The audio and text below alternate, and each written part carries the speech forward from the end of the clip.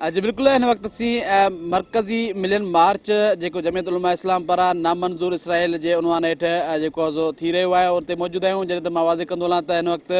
जेके कराची के मुख़्तलिफ़ इलाइक़नि मां तक़रीबन 4 ज़िलनि मां मुख्य रैलियूं निकिरंदियूं जेके रैलियूं मिलियन मार्च जे इन मरकज़ी जुलूस में शरीक थींदियूं। पर मां वाज़े कयां त उन जी सिक्योरिटी लाइ कराची पुलिस जे 3700 खां वधीक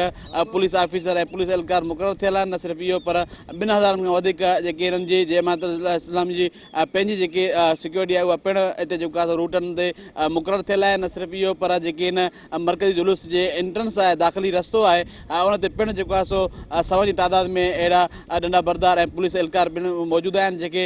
मुकमल चेक करण खां पोइ जेको आहे सो दाख़िला ॾिनी पंहिंजे। न सिर्फ़ु इहो पर मां इहो बि वाज़े कंदो आहियां त कराची जे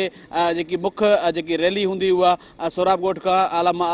राशिद मोहम्मद सुमरे जेको आहे सो उन्हनि जे अॻुवाणी में निकिरंदी जेका मुख़्तलिफ़ रूट खां वठी करे हिते जेको आहे सो पहुचंदी। जॾहिं त हीअ जेकी मरकज़ी जुलूस आहे उहो तक़रीबन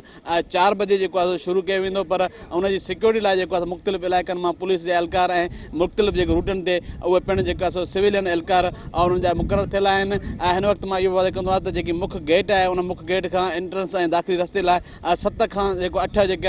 एंट्रेंस जी दाख़िली रस्ता ॾिना विया आहिनि जंहिंमें दरवाज़ा ॾिना विया आहिनि जिते पिणु जेके एहलकार आहिनि उहे मुक़ररु थियल आहिनि जेके मुकमल तौर ते चेकिंग करण खां पोइ जेको आहे सो अंदरि दाख़िल थियण ॾिनो पियो वञे। जी